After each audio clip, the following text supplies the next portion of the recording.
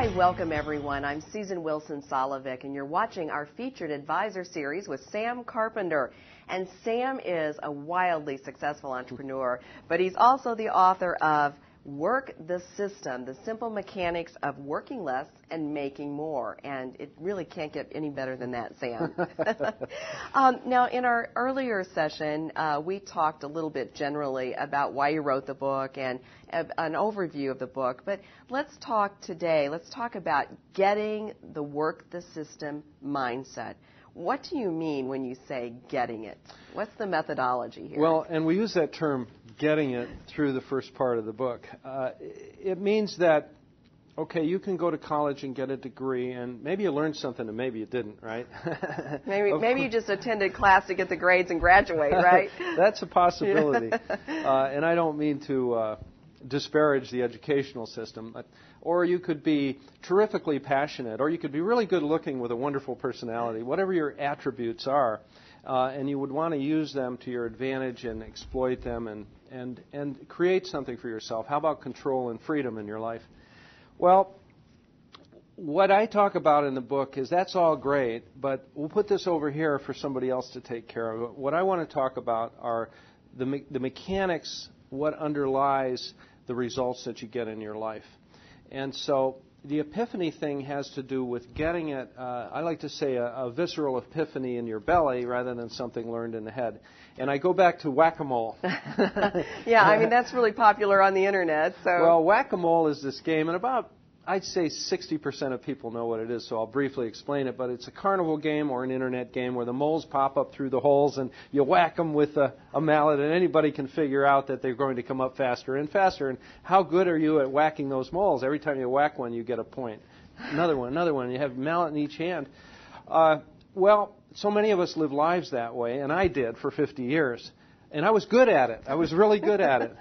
And but what I realized when I came to crisis was that I needed to take the mallets, put them down, put the headlamp on, metaphorically speaking, crawl down in those holes and eliminate those moles where they live, and then make it an inhospitable place for their mole relatives to return.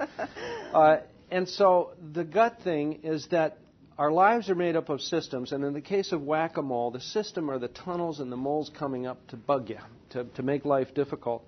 So the systems that underlie the results that we have, whatever they are in a relationship or in a job or whatever it is, there are systems that are creating those results. And most of us don't think about going this layer deeper and seeing the systems that are there. And so the visceral epiphany has to do with seeing the systems of our lives, seeing the systems that create the results of our lives. So what if we could pull a system out that was dysfunctional? A sales presentation, how you do a sales presentation, for example, or how you answer the phone would be the ultimate in business, the ultimate simplicity. What if you figured out the very, very best way to do it and did it that way every single time? Or what if you took a system apart and found out, oh, there's the problem. That's why we keep having the same problem over and over again. Let's fix this system and let's document it so it's permanently fixed and move ahead, and now we won't have a mole to hammer.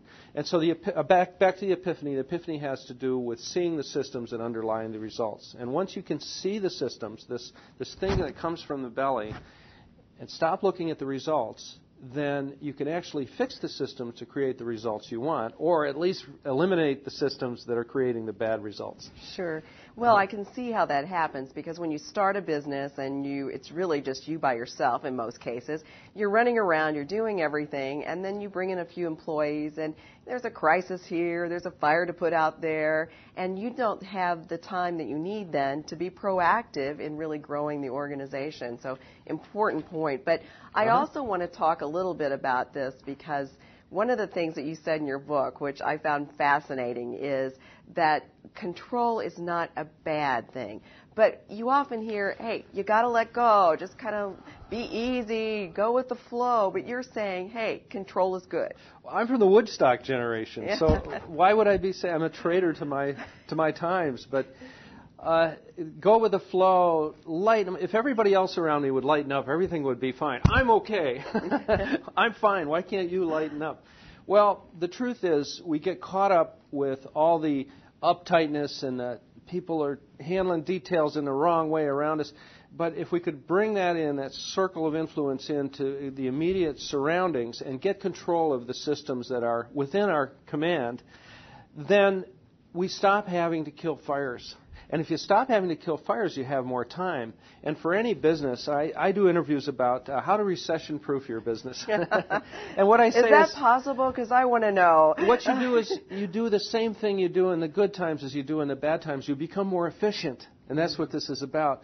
So what if in the bottom of a recession you became more efficient than everybody else? Well, what if in the best of times you became more efficient? So that's what this is about. There's no magic buttons. It's a visceral epiphany where you get underlying systems and you fix them and you make them permanent, which is, we talked about it before, but the documentation is critical because it takes an organic process, what I call an organic process. Oh, for instance, a sales presentation. Who's giving the sales presentation? What time of the day is it given? What is the target? The person that's maybe going to buy the service. What are they like? What is their personality at the time? What is the mood? These organic processes have no basis in mechanical physicalness. For instance, your car or our bodies or the studio. They're mechanical, they stay the same all the time, but these human processes don't. So how do you make a human process permanent? You document it. I can't think of any other way in this reality. Right. But it's boring but true. You document it, and in the book, Work the System, I talk about the 3 essential documents to make an organic process perfect permanently. Well, and I have to say that I am typically not a detail person, and I think a lot of entrepreneurs are visionaries. But, I've seen as our business has grown that you do have to have those systems in order to keep reinventing the wheel every